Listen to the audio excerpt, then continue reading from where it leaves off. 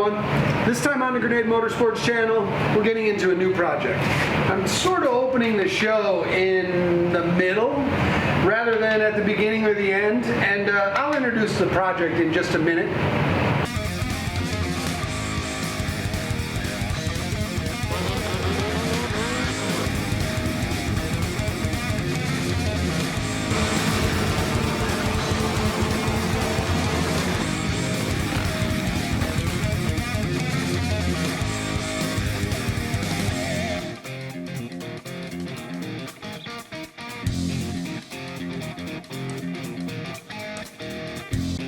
It's time to go.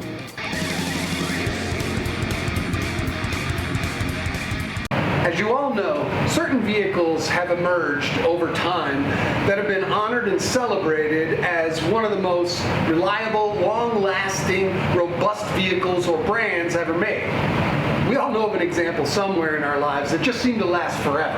Like the Mercedes 300 turbo diesel wagon, the Toyota Camry, a lot of old trucks and cars with the small block Chevys in them, the Ford Inline 6, I could go on and on and on. But there are vehicles that just seem to last forever, and it's only certain ones. Well, we're going to start in on one of those magical vehicles today.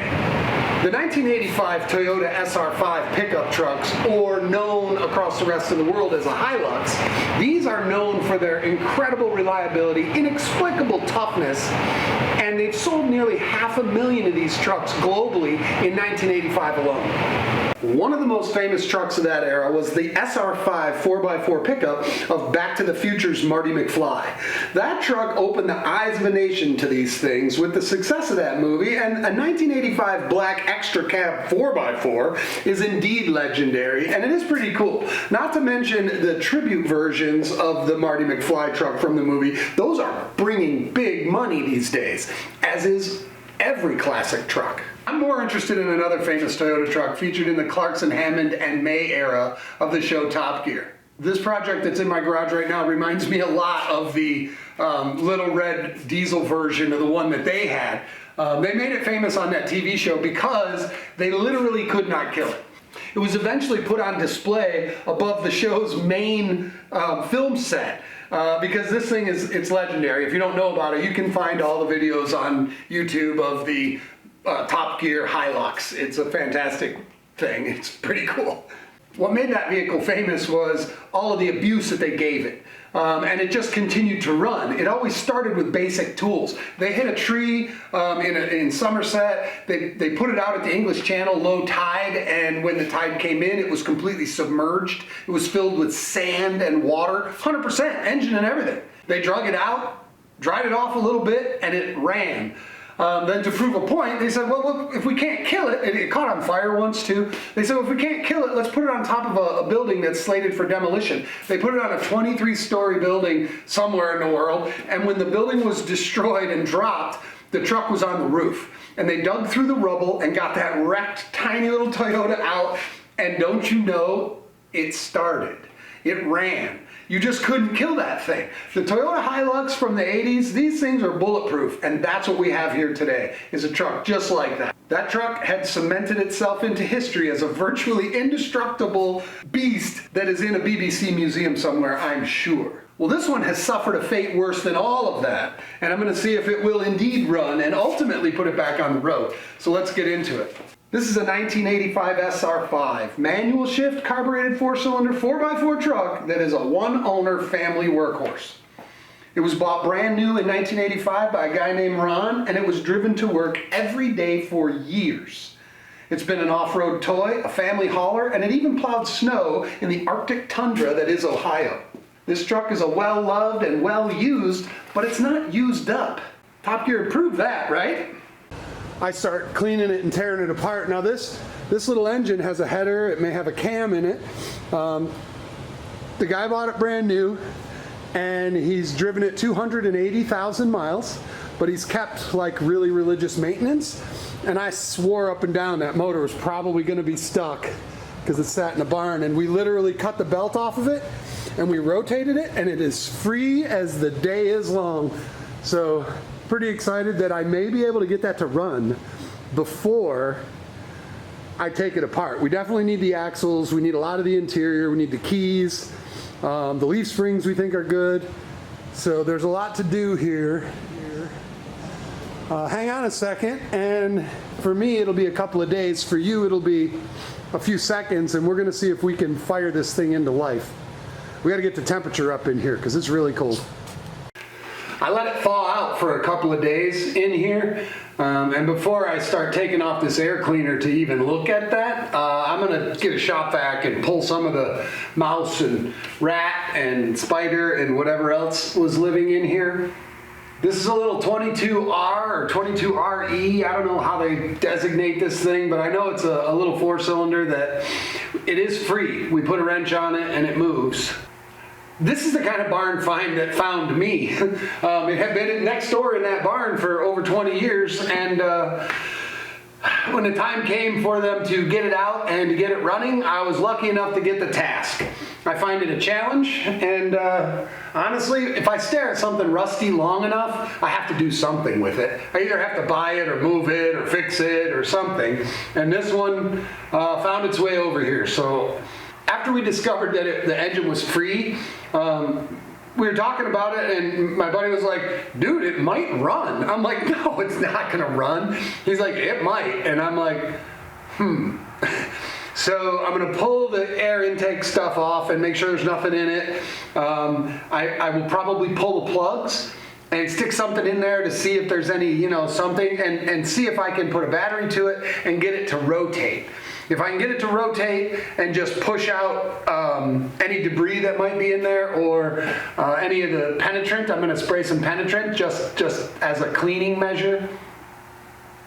And then we'll worry about fuel and ignition. But first things first, I'm going to clean all this off. If it runs, the purpose of the exercise is to keep this engine and transmission with these axles and any interior parts, any hardware parts that we might need, because there's a whole new body for it sitting across the yard over there. There's a frame, there's a cab, a whole new bed, which I saw them last summer, and I didn't really see them outside, but they seem to be in good condition. A lot better than this, that's for sure. So really you're gonna have the heart and soul of this truck with different skin, and that wouldn't be the first time I pulled that off, right?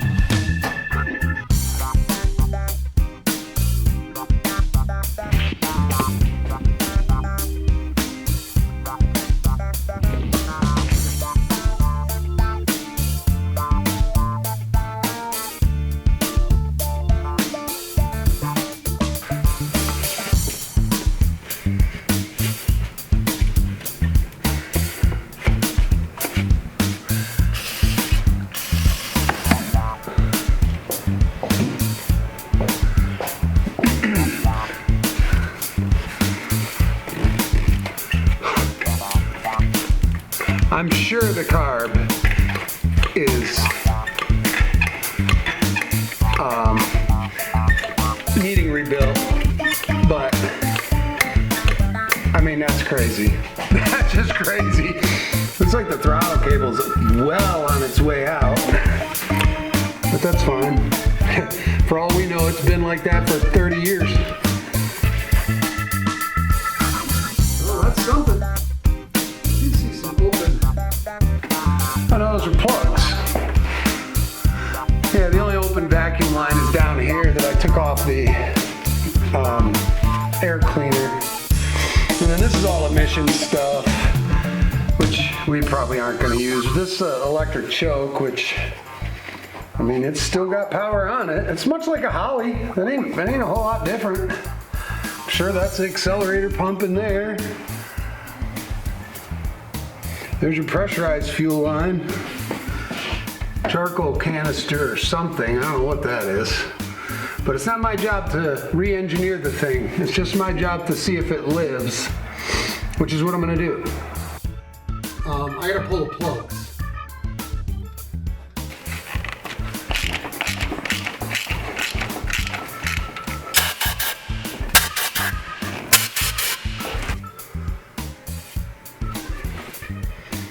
Well, I would expect nothing less. These guys are pretty smart, like I said. These are greased. I don't know if it's never sees or grease, but they're greased. And it looks like it was running a little rich, you know. I'm not sure what's going on there. That could have been a million different things. These plugs been in there 20 years, and what I'm not seeing is water. That's important. I'm gonna get a light and look down in there.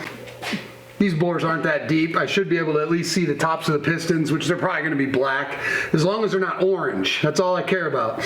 And then I'm gonna pull a coil wire and probably, I'll just put a battery to it and turn the key. Magic may occur. The fuel, there's probably no fuel in it, which is fine. We don't want that, you know that pump doesn't work. You know what though? Maybe it will. I'll see if it turns over first and spits out anything. If it turns over on the key and it's pushing air, I may reconnect the coil, spray some starting fluid down in there, and see what happens. Maybe it will shoot out acorns and spiders against my garage door, as they do. Hang on a second. I'd be shocked if it runs, though. Like, shocked. Come on. I've seen TV shows where people have started way worse, you know, so maybe it will run. I know if it does fire up, what it's gonna do is shoot spiders and acorns against the garage door, because I bet you the exhaust is a lovely little home for wayward animals.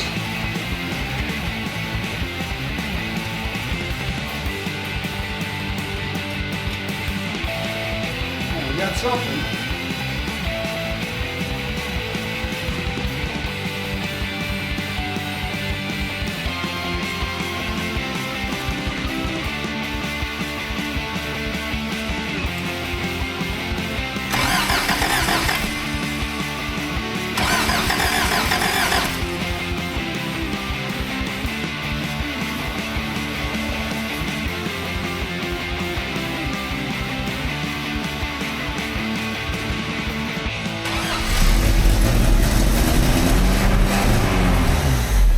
Go ahead.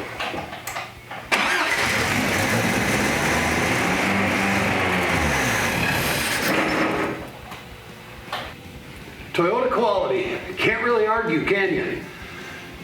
What do I need off this truck? Quite a few things. I'm going to take the whole interior because I don't know what color the interior of the other cab is. I think it's the same, but I'm not sure. But I'm going to keep that interior, whatever doesn't snap and fall apart or crumble. This engine, transmission, drive shafts, axles, that's getting kept. Anything that will realistically unbolt, because I still don't know what's on that other cab. The plow bracket, we're saving that. The guy wants it. The water pump is frozen. The alternator is frozen. This radiator is dry. I don't know if there's a hole in the block. Highly doubt it. I'm not going to fill it up and see what happens because I don't care that much. We're going to figure it out as we pull it all. And I'm not going to be too nice to these old rusty panels because we don't care. They're already junk, believe me. If it's easier to cut something out of the way, I'm cutting it. This is the part of finding things in a barn that sucks. Usually I have my buddy come over and do this for me, and I give him a few dollars. This, though, it's just bogus. This is not something I generally enjoy.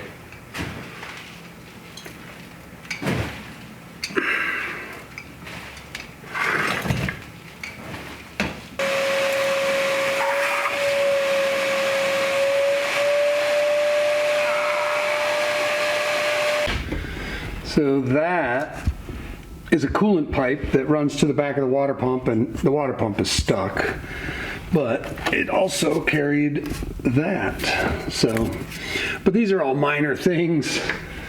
I have to get all of this off and free it up and drape it over the engine or disconnect it completely, because this core support and these inner and outer fenders get lifted off with the cab. And first I have to finish stripping this all the way down, and of course I need to save every single piece. So it's not like you're cutting it up. I'm disassembling it. I don't know what the interior looks like on the other one. I don't even know if it has an interior, but all this has to be cleaned up and reassembled one way or the other.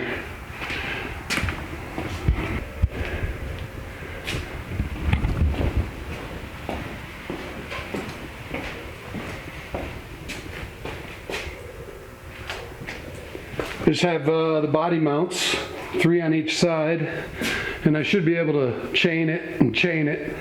I'll set it back down on the ground and take that shifter off. See that shifter sticking up there?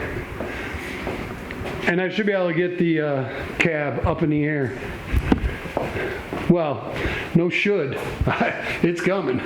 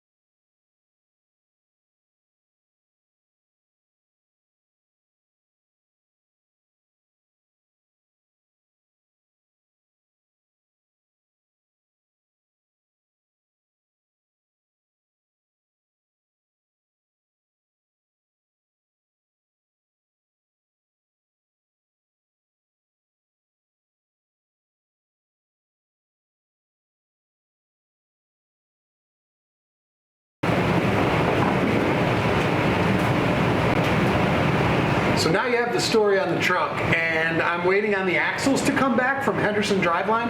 They're being rebuilt. As soon as they're done, I'm going to run pick them up, paint them, and get them slung onto the springs, and we'll get this frame sitting on wheels again. That's going to be pretty exciting. It's not going to take very long for you sitting there watching this, but for me it's going to be a couple more weeks. So in the meantime, I'm going to clean and re-gasket this engine. There's a bunch of stuff, like I mentioned before, that's, you know, needs attention. I'm not going to make you watch me clean engine parts and disassemble a valve cover and an oil pan. You'll see it in a second here once I get it reassembled. Like I said, the goal is to get the frame painted, the axles painted, it on wheels, get the engine and transmission back in it, and put the body on it. Then it's all a bunch of small stuff. So I don't know if you're going to get all of that in this video, but I'm going to try.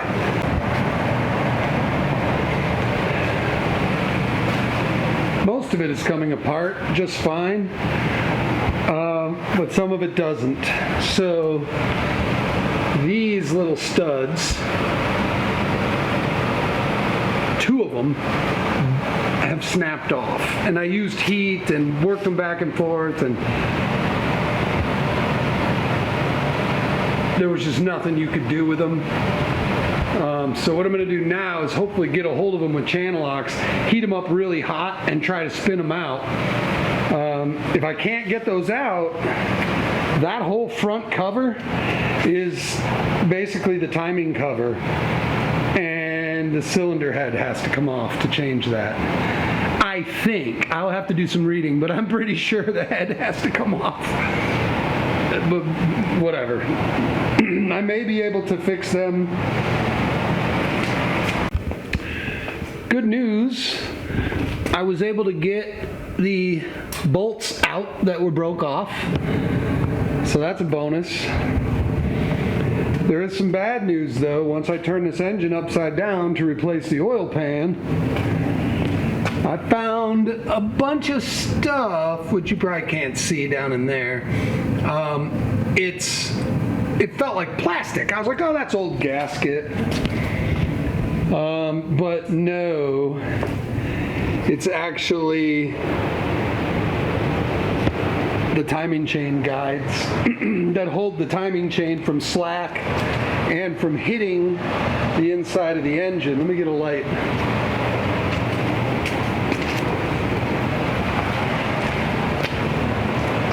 So if you aren't familiar, there's a plastic guide in there that a chain ties the cam together to the crank.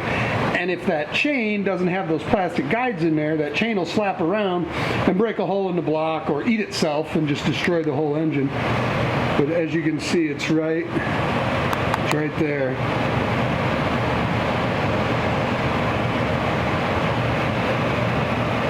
Let's see if I can pull part of it out. Oh, I already pulled part of it out. You see the chain? If you look close, you can see the chain right down in there.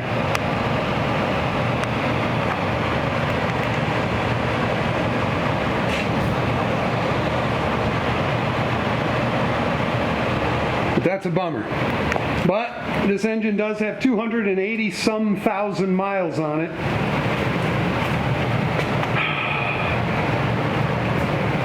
So I'm not sure how this is going to turn out. Let me go look at a few things.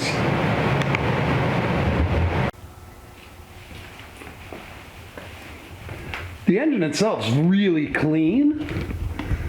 I feel like it's probably worth saving, but it's going to need a timing chain set. And I don't know if you got to pull the head off for that. I never did it on one of these. I know on a dirt bike you can get the cam off from the top and then you feed the chain up through. I'm going to go look on the internet because I don't have a manual for this engine.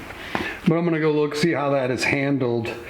Because really, the chain isn't bad. It really just needs chain sliders. And you probably can't tell, but if you look down in there,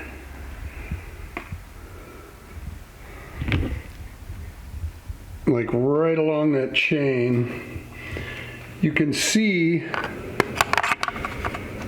witness marks on the side of the case where that chain has rubbed the case, which means they've been out of there for a while. I don't know how long, not very long, because it doesn't take long for steel to rub through aluminum. Hell, they could have broke the minute we fired it up. They could have broke then, but regardless, better now than, 5,000 miles down the road after all this work. So let me go see how involved it is to put a timing set in this thing. Hang on one second, I'll be right back.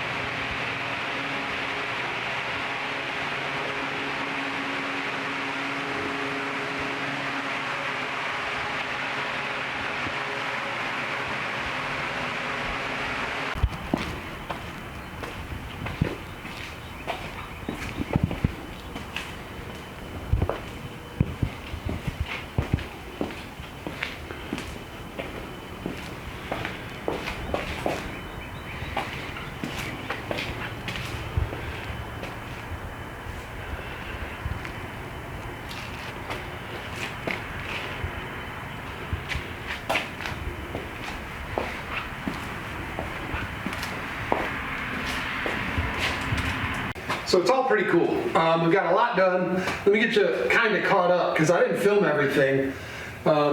We do have the rebuilt front axle and rebuilt rear axle from Henderson Driveline. We have 2 new drive shafts, front and rear. We got the new fuel system installed. I got the motor and trans mated together. And what you didn't see was how filthy that was, because the valve cover had been leaking for 20 plus years before it was put away.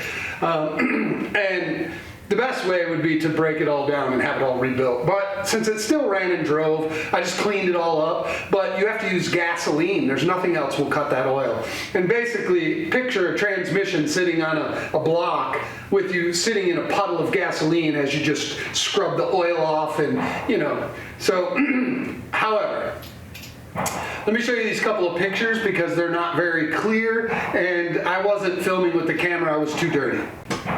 I cleaned off the inside of the bell housing. I got the new throwout bearing or release bearing on. There's a hub that you have to put in. I did the hub and I also did the arm and a new boot. So that's ready to go. I then put on a new flywheel. America, land of the free, home of the brave, and also home of the armed. Everyone around here has weapons. Hear them? Yeah. I actually know who that is. They're not pointing it this way. Sometimes they come over. That's kind of fun. But anyway, there's an old trick called use bread to pound out your pilot bearing. And a lot of people use bread. Some people use wet toilet paper, believe it or not, or even thick grease. It's all about hydraulic pressure, and the drift or the punch you use has to be very close in tolerance to the center opening of the bearing. And pack something in there and then tap on it and it forces that material outward and it pushes the bearing out. Fortunately, that went really well. I changed the pilot bearing, I put on the new flywheel, I put on the new center force clutch and clutch disc, the pressure plate and all that, got it assembled, Loctite, torqued, and then I mated the engine to the transmission and got it stuck into the frame. So that's kind of where we are. I don't know if I don't think I filmed going through this entire engine, but all of these steel tubes had to be replaced, timing chain, all of that stuff, and I'm not 100% sure if I filmed any of that. I do have all new suspension. It is a rough country. Nope. I do have all new suspension. It is a Skyjacker lift kit, and it's new leaf springs, new shackles. We're waiting on a couple of the bolts. But my next goal here in a minute, hopefully for you, it's a minute and not 2 weeks for me, I can get these axles up underneath this thing and get it to roll. Once it rolls, that cab is going on. And then I'm going to start assembling all of the final things, brakes and all of that. I'm going to do as much as I can. It's still basically winter, so the goal is by the time it starts warming up to t-shirt weather, I'll be driving this down the road with cameras on it. But I'm excited. This thing has been a gonna get to it project for many, many years. And I'm glad to be the one who is getting to it.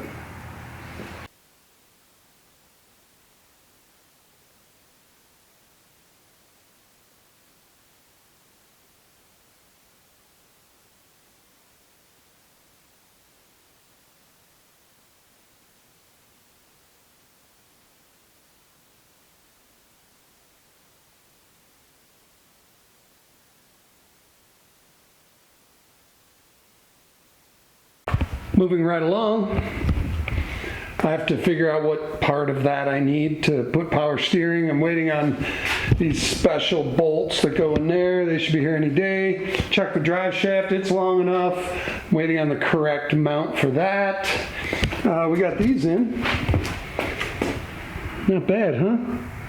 That's pretty exciting. I love four-wheel drive stuff. It's just cool.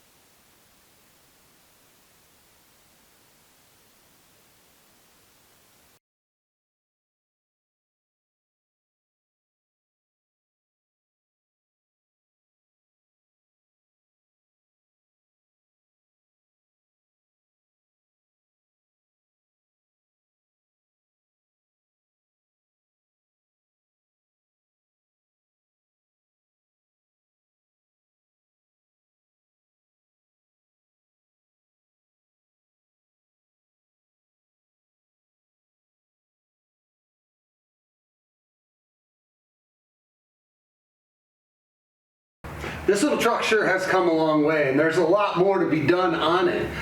It still needs full fuel lines, it still needs full brake lines, front drive shaft has to be lengthened, we changed the suspension, rear brake shoes, the emergency brake, obviously a full cooling system. There's a pulley that goes on the front of the crank that gives power steering because this engine didn't have it originally.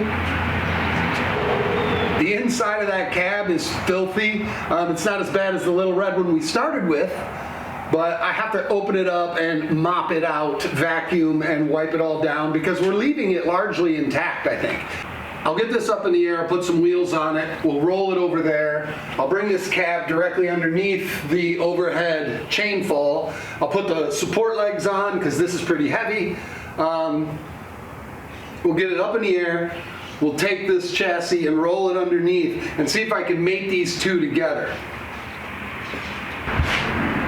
Normally I do everything by myself, and I was going to hook up the overhead chain fall and pick that up.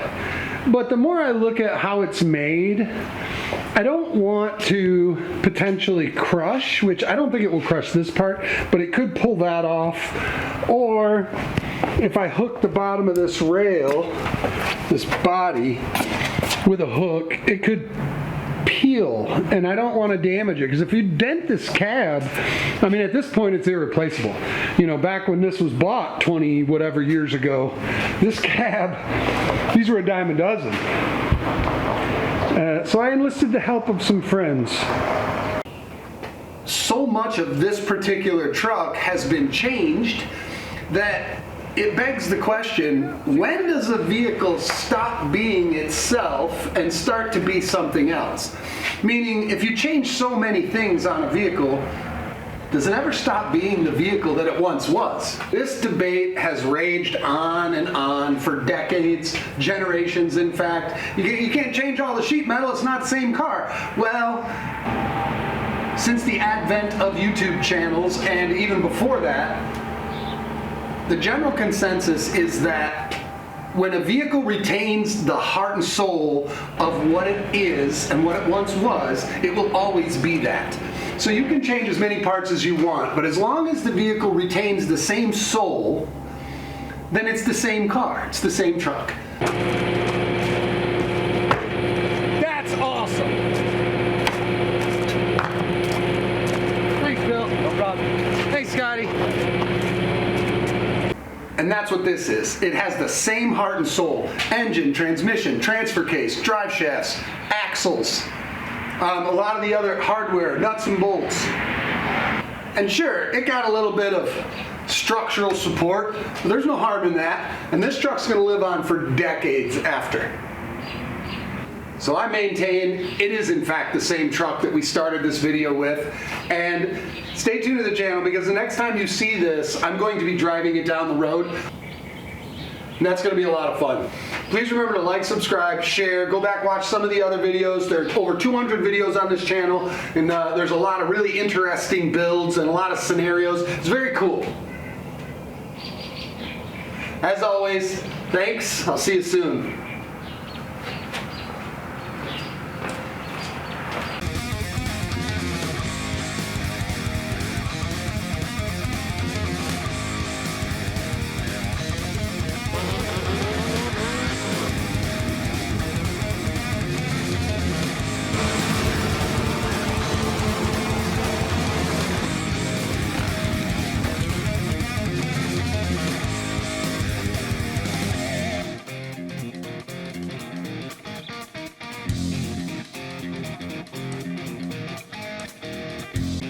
It's time to go.